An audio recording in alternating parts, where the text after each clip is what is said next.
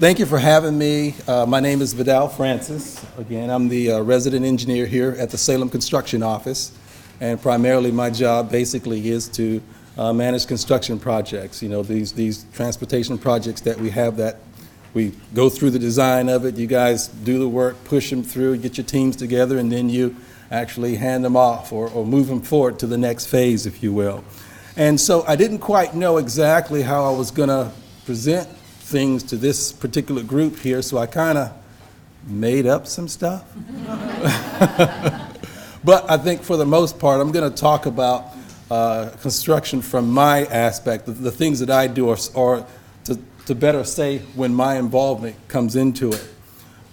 First thing I'd like to ask the question, where do you think the baton is actually handed off?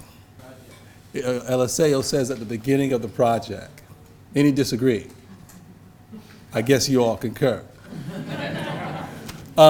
Really, truthfully, there's really no defined line when the project actually leaves you, would come to me, or moves on, if you will. It's really a big collaborative effort between the different parts of the agencies trying to get this package together and get it out for bid.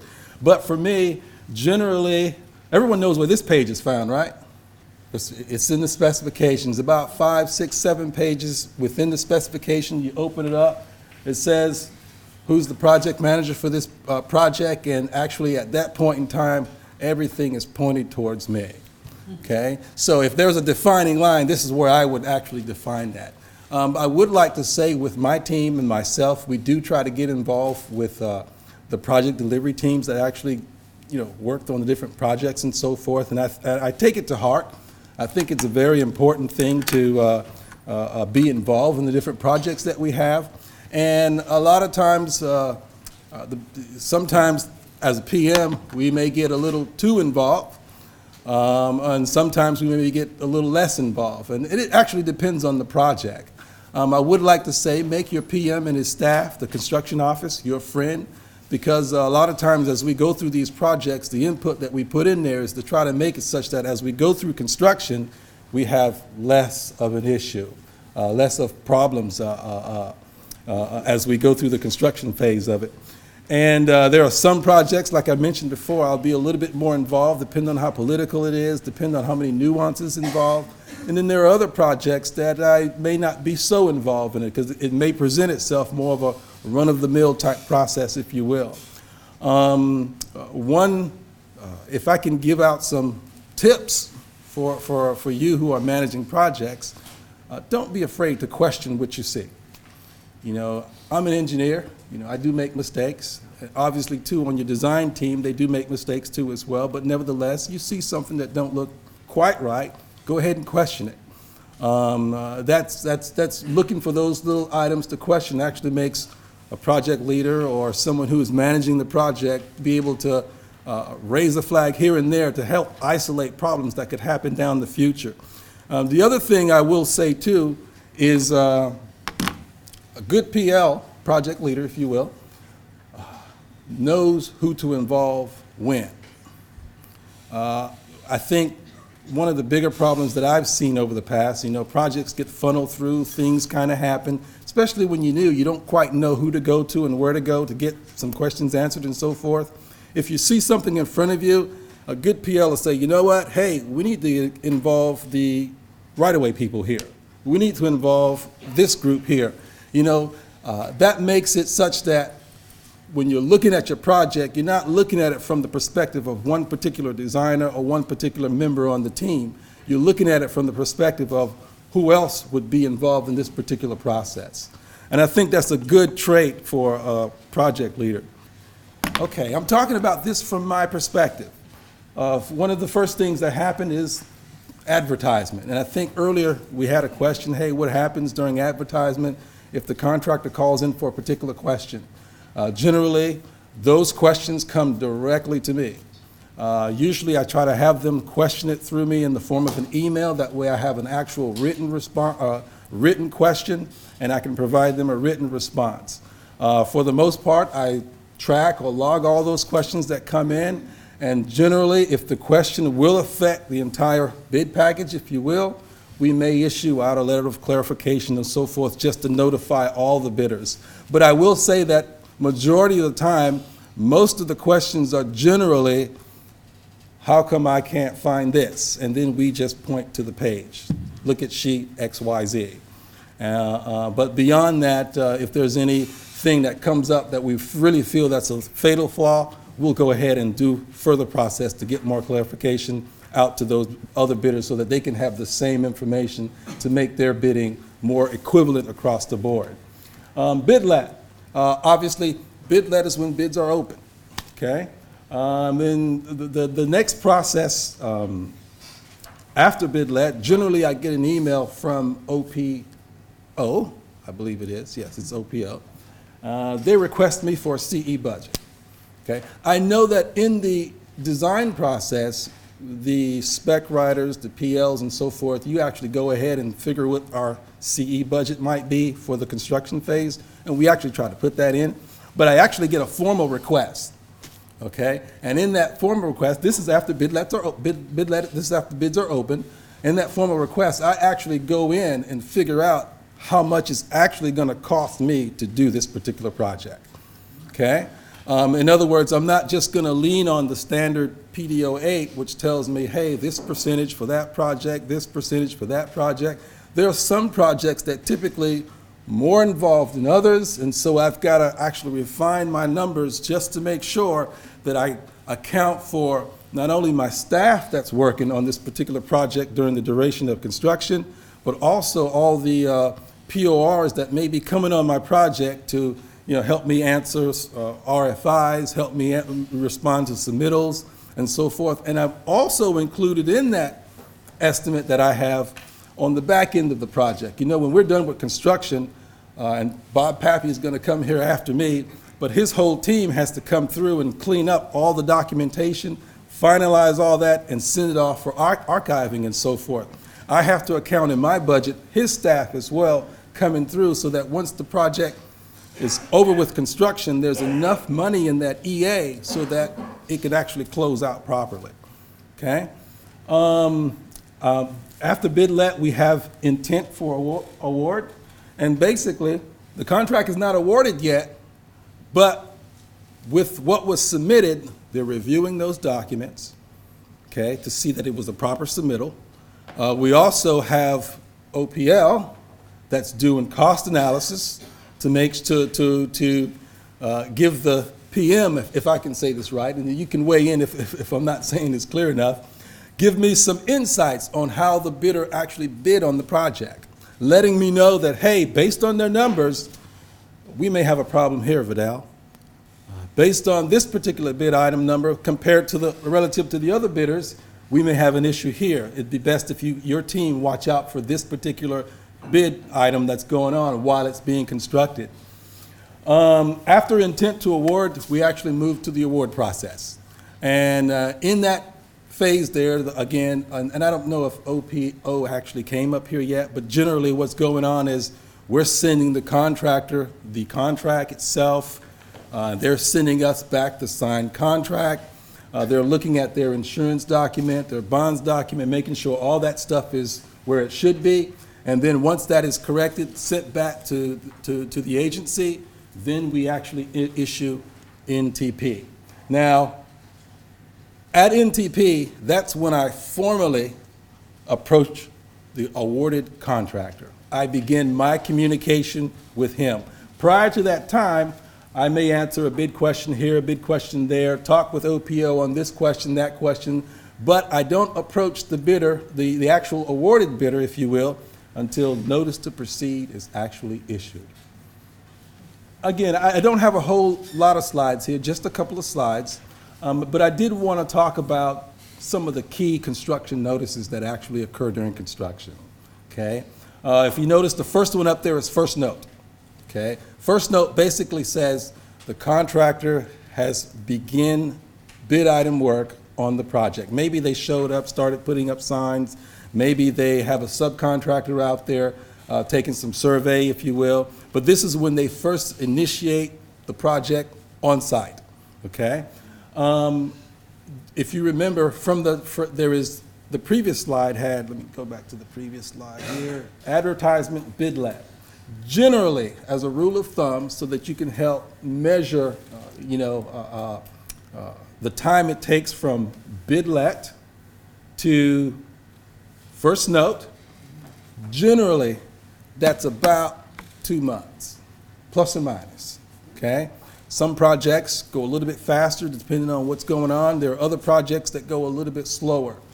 Sometimes we may have a little, the first bidder may not have been qualified ultimately towards the end, so we move to the second bidder, okay? So that process may throw on another month, month and a half onto that whole cycle. And this is just to give you an indication of, one of the concerns I generally have is when we have projects actually start. There are some projects that work well during the summer, okay? If we know that this is a summer job, we're going to be paving, doing lots of paving and so forth, please don't schedule bid let for like August or July, okay? We're going to miss that entire paving season, if that makes sense to you. It's the same thing when you're building a bridge and so forth. We want to think about the in-water work periods. We want to think about the bird window periods. When we're doing construction, we got some tree removal to go that has to be done. Think about those different periods that have to occur such that when we open or start our contract, we can hit those windows in the proper sequence so that we can construct the project. Second note. A second note basically tells us that the contractor has completed all the contracted bid item work that's in this contract, okay? I'm not going to include maybe change order work. I'm not going to include punch lists. Those are items that in some cases can occur after or actually add time to the second note. But second note, generally, all the bid item work is complete. That second note generally corresponds with your completion date. Everyone knows what a completion date is, right? 180/50H. Everyone knows where that at? Your completion date is generally when second note is actually issued. We do run through issues where we actually prolong that time. As the construction project manager, I do have authority to extend that time. I believe it's like 14 days. It's not a whole lot of time. But my manager has the ability to extend that time an additional 30 days. And then Bob has the authority to extend that infinitely if he desires. But it depends on what issues we actually run through during the course of construction. I would say one of the things that's most important to me when I began my communications with my contractor would be that completion date, okay? Because I've learned over time that the longer we keep projects going beyond its completion time, it costs me more money to keep my staff on, to keep other folks doing, that are actually charging the project. That budget of mine actually goes down really quick. Then we have third note. Third note basically tells us that everything for this contract, the work, including all the documentation, is complete. Therefore, we can close it out, and I usher it to the next phase, okay? And then there's final acceptance. This is written confirmation from the agency that comes from Bob Pappy's group, CAU, the Contract Administration Unit, that says that, hey, Mr. Contractor, you've satisfied us, agreeably, and we're gonna let you go. This project is complete. Any questions? Very good clarification there. I'm doing the contract administration in-house, but when you have consultants doing the actual contract administration, we need to take that into account. I'm Bob Pappy. I'm retired, but I'm the interim contract administration engineer. I retired about a year ago, 33 years with ODOT, really good place to work. Started as an inspector, I've been a designer, worked in land use planning and access management, assistant project manager, contract admin engineer, state traffic roadway engineer, and I was lucky enough that the last year I was here, I was the interim chief engineer and tech services manager. So I was the last one when we had the old setup as I left, the last several months, we spent time working out how we were going to change it so that we have now the statewide project delivery manager, David Kim, and the chief engineer, Steve Cooley. When I was there, we had them together. And so one of the reasons why I came back was we hired Steve Cooley, who was a contract admin engineer, to be our chief engineer. And Joe Squire in the construction section, that position is a pretty vital position, and it was vacant for the whole year. And Joe called me in December. It was raining that day, and I was inside board, and he said, "You want to come back and fill in for a little while?" And I have been. But the sun's starting to shine, so I want to get out of here. But anyway, I'm supposed to talk about constructability. I've got, I built on a PowerPoint that Gene Wilburn presented here last year, and so some of this is mine and some of it's his, but constructability, so what really does that term mean? And it's all around, can we build the project, and how efficiently can we build a project, how easily, how much disruption? And good constructability means we've done all the prep work right. There's not going to be any surprises. We've worked through things, we've done the due diligence that we're supposed to do. And all of the aspects of the job are well conveyed to the bidders so that they accommodate and are aware of everything they've got to put into their bid to do it. So a good constructible job is one that we've done the preliminary work that we need to do in it. So you may know where the construction section sits. It's part of the project delivery branch, but it works very closely with the chief engineer as well. Engineering work goes on in the construction section. We've divided it there that the pure preliminary engineering and project development engineering sits underneath Steve Cooley, but engineering work goes on during the in the construction section as well. Joe Squire is our construction engineer. He's the state construction materials engineer, has been in that position for about 5 years, I think. There's about 110 folks that work for the construction section. So you may know or may not know that Vidal, who is just up here, and he's administering construction contracts, he doesn't work for the construction section. He works for the regions. So our project managers, our CPMs, they work for the regions. But they work under the processes and procedures established by the construction section. The construction section has a delegated authority to set up all the processes that the PMs are required to use. In the construction section, there's 6 units. There's the contract admin unit. I'm going to talk about that in a minute. Quality assurance, we've got a unit that deals with all the field-generated materials. You think about crushed rock, you think about pavement, you think about concrete, embankments, those type of things. Our quality assurance folks, independent of the project manager's office, independent of the contractor, are doing quality assurance on those type of materials.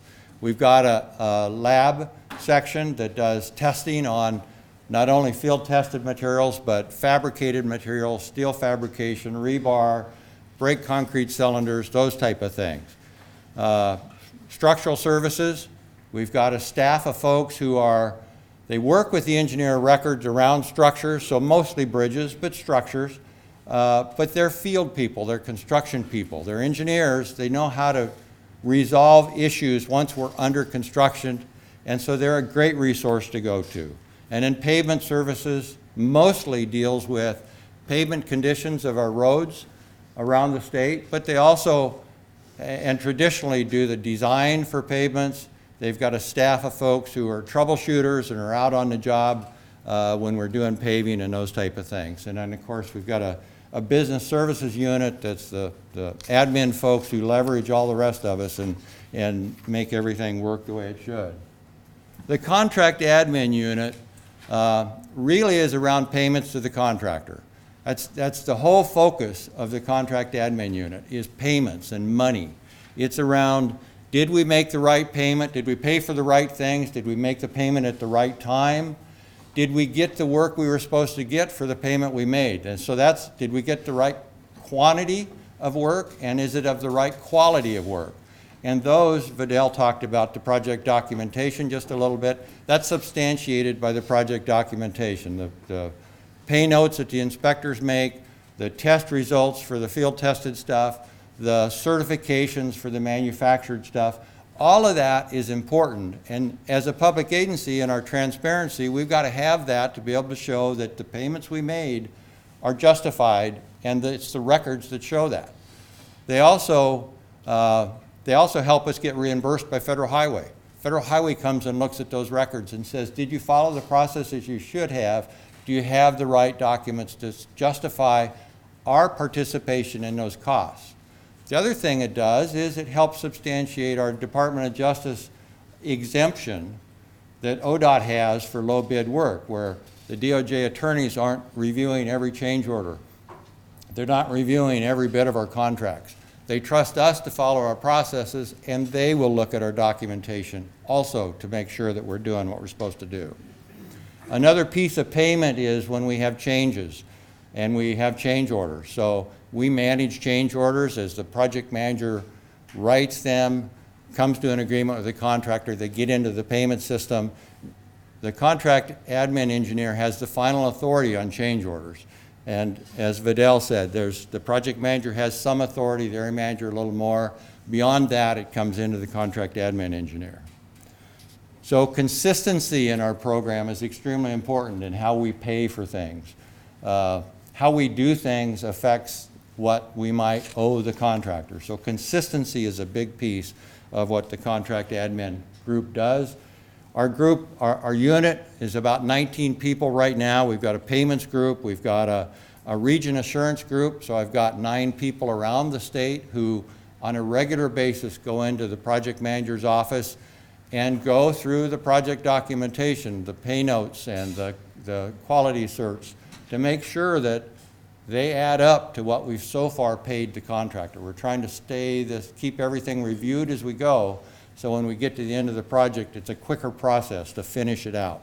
We've got a group that deals with disputes and claims, and mostly they're a resource to the project managers and assistants and inspectors who call in with questions about specifications or about something a contractor said that we can hear trouble coming and how we deal with it.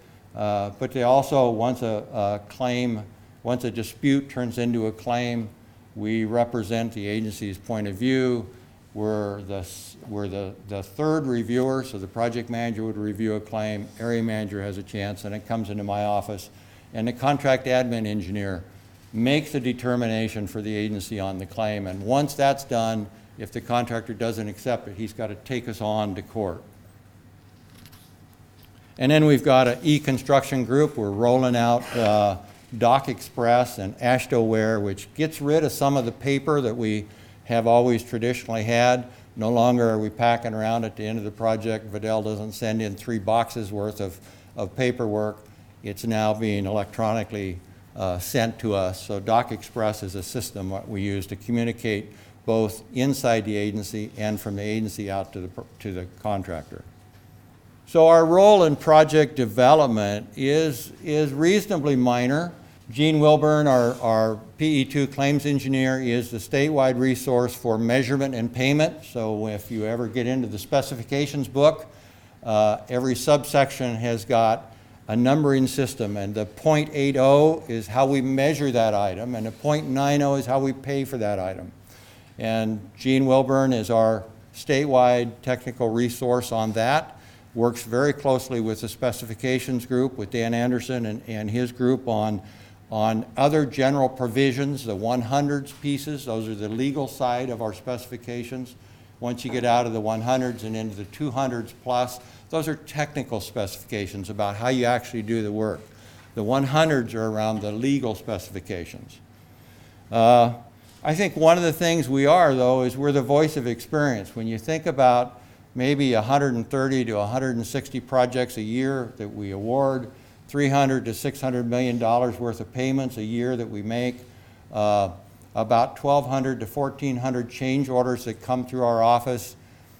We see everything that goes on with most of our projects. If there's anything that's a little bit odd, somehow we've been involved in it. So we're a good resource. We are the voice of experience, I think. And so don't hesitate to call into our group if it's a payment issue. Our payments group are helpful. Our dispute and claims group, and then the contract admin engineer position itself are just great resources for you. During construction, we're much more active. project manager resource.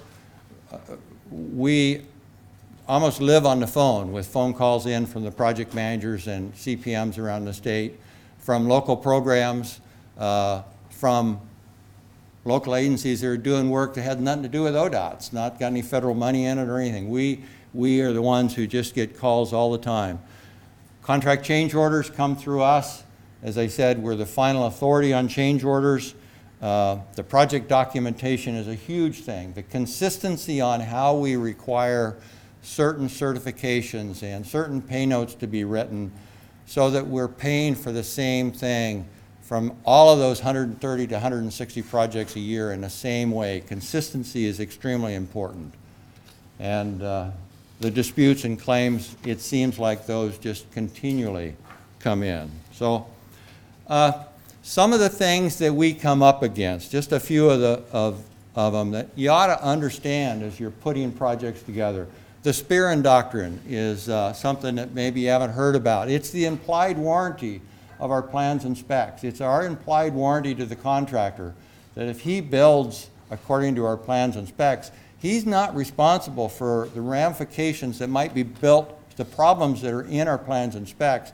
He's responsible to build it just like our plans and specs say. And if we need to make changes in them, then we own the changes. We own the time involved in the changes. It's our responsibility to put out a plan set to advertise and award a contract that's adequate, accurate, complete, and workable.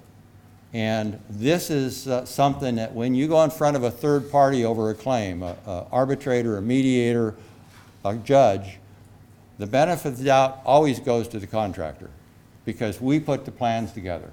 Contractors like to say we had 3 years to put it together, they had 3 weeks to bid it. If we can't get the plans and specs right, then it should be our problem, not theirs. Another one of the things that we typically deal with are differing site conditions. So this is something it's typically something that's unseen. It's typically under the ground. It's typically a geotechnical type issue.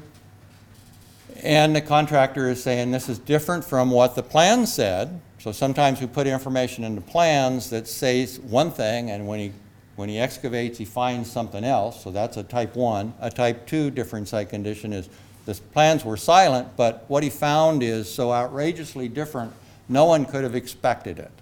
And we solve these problems by good preparation as we put our plans together. We follow our geotechnical manuals so that we do the things we're supposed to do. Our geotechnical manuals lay out how often our geotechnical explorations are supposed to core. So maybe through an area where there's a structure, we're supposed to core along the alignment every 100 feet. And the geotechnical engineer, who's part of your project as you're trying to put it together, or maybe you're under a budget press and you're saying, no, don't do those 12 corings, let's do 3. Or the engineer says, I can do one on this end and one on that end, and that'll be good enough. And then we're silent about it. And then we've got a differing site condition, and in front of a third party, the contractor says, look, their own manual says they were supposed to take 12 in there, and they only took 2. How was I supposed to know what was in between there? So we want to not shortcut what our manuals say we're supposed to do. Or when it's appropriate that we do, we write up a summary of how come it was legitimate to shortcut it, so that the contractor can read the summary and have the same understanding that we do about what's in between where we took things. Superior knowledge is something that we come up against every now and then, something that we know about that we don't convey to the contractor in the bids and specs.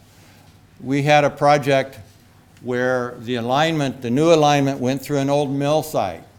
And on the plans and specs, it identified an area where the excavation for the roadway went through an area that was a deposit of old ash. So the mill site had an incinerator, and as they burned wood scrap and stuff, through the generations, they developed a spot that they were dumping their ash. Well, clean ash has got a value. When the contractor puts his bid together, he's looking for things off the project that's going to add him value as well as what's going to cost him. We already knew because we took a coring through there. So the plans pointed to this spot and said ash deposit, and the spec said remove the ash.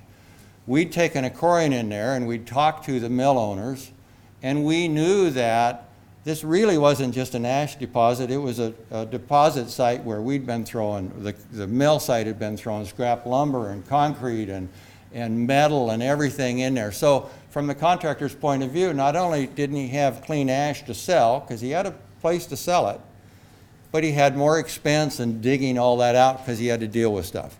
So we had superior knowledge on that. We didn't pass it on to him. That clearly was a different site condition claim, but it's an example of superior knowledge where we should have said something. We should have made that more apparent in our plans and specs. Another one that we come up against is around agency-caused delays. Delays are some of the worst claims to work with because they ripple through all the rest of the work. And it's very hard to put together a technical evaluation of what a delay really costs the contractor. We get delays because sometimes we rush a project to bid. I think it was Melissa said, you guys are locking in your PS&E date 7 months in advance, and now you're pushing that project to get it there. And sometimes we say, well, it's close enough, they can fix this and they can fix that in construction, and we go ahead and get it advertised and awarded. And almost always, we have to go back through and do change orders to fix things that delay a contractor. So things that we can do is make sure we stay on schedule. We've got a good plan set when we get ready to go to advertisement. Other things that cause us, we have to make sure we've got the utilities out of the way. We've got to make sure we've got the right-of-way. All of those type of things are delay things that can substantiate a contractor claim and cost us a fair amount of money. Inconsistent contract documents and inconsistent contract administration are big things. Our bridge builders or our pavers or our people who do earthwork, they've been doing this work for generations. They've been doing ODOT's work for generations. They've probably got people on some of our technical committees that adjust and write our specs as we go through the years. So they're very, very familiar with what our specifications say and with how we do the work and what the interpretation of those specifications are. So if we decide in a new project that we're going to do something different, or we look at that wording in that spec and say, well, it would cover this as well, and we don't make it apparent in our plans and specs that we want something different from the norm, the contractor is going to assume from his past interpretation, and rightly so, that this is the work he does. When the spec says that, this is the work he does. So we have to be very careful. If we're going to change something, if we're going to do something unusual, we want to make sure that the plans and specs are very clear that it is something different and unusual. Same thing for our project managers, our consultant project managers, the consultants who are going to administer some of our contracts. It's so vital that we stay consistent in how we interpret the specs. If the last 5 projects, I've done this type of work, this is the specification, this is the interpretation, and now I'm working down in some part of Oregon that I haven't worked for before and there's a different interpretation, that's not fair. Contractor has every ability to rely on how things have gone in the past. So what we want to do is make sure we follow our standards. We have standard specifications, we have standard boilerplate special provisions, we've got standard drawings, standard details, we've got design manuals. The better we follow those, the more consistent we're going to be. So follow the design manuals, keep it standard, keep it simple, disclose the relevant information, make sure that you've got specified materials. We've had people design piling, that they run it through the formula, come up with a piling size and specify a piling that's not an off-the-shelf size. It's a size the formula kicked out, but it's not an off-the-shelf size. That's a huge delay, it's a huge expense. We want to keep thinking, what's on the shelf? What's the typical things that we use? How do we make this easy? And so for you, as you develop projects, it's ask questions. I've heard this before from others. Call Vidal, call the project manager, call any project manager, call somebody that's done this work before. Call the bridge unit, call the construction group, call the structures unit in the bridge, in the construction group, call the contract admin group, call somebody, and they probably are going to find some history of what you're trying to do and can give you some help with that. If you don't, if you can't explain it, you probably don't understand it. And the last thing is, don't leave it for construction to fix. Get your plans and specs as good as they can be so that there's not hidden things that have to be fixed under construction. So we've done that through the years as far as trying to put a lessons learned together. What we often find is there's always a different nuance. It's really hard to simply and clearly explain what happened and not get down into all the nuances, because it's the nuances that make the difference in things. But we've tried. So I came back in December. About, I don't know, February, the payments group moved one of their printers that was up against the wall, and here's a folder that says Pappy memos from the 10 years I was a contract admin engineer. So they got rid of it, you know, they didn't need it. But we recently had a claim around the bid item moving temporary concrete barrier. And we won the claim with a claim review board, but we've written up about a 5-page summary of what that spec means and how we administer it. So it couldn't just be about moving, it had to be about concrete barrier, the whole subject, what you can use and what you can't. So permanent concrete barrier, temporary concrete barrier, and moving temporary concrete barrier, so it covers all that. So we've made a start, and we've got a list of several others that we want to get done before I take off. So there'll be something, and if we can get this started and perpetuate it, we will. Our change orders, we put a reason code attached to every change order.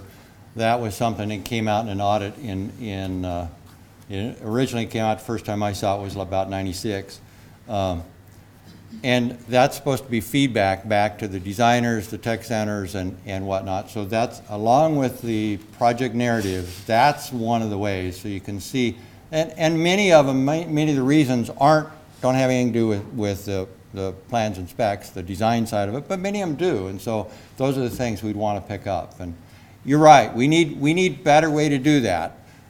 It's like everybody, you're running so fast trying to keep up, and stopping to document and write it up sometimes is the piece that falls through the cracks. So, thank you.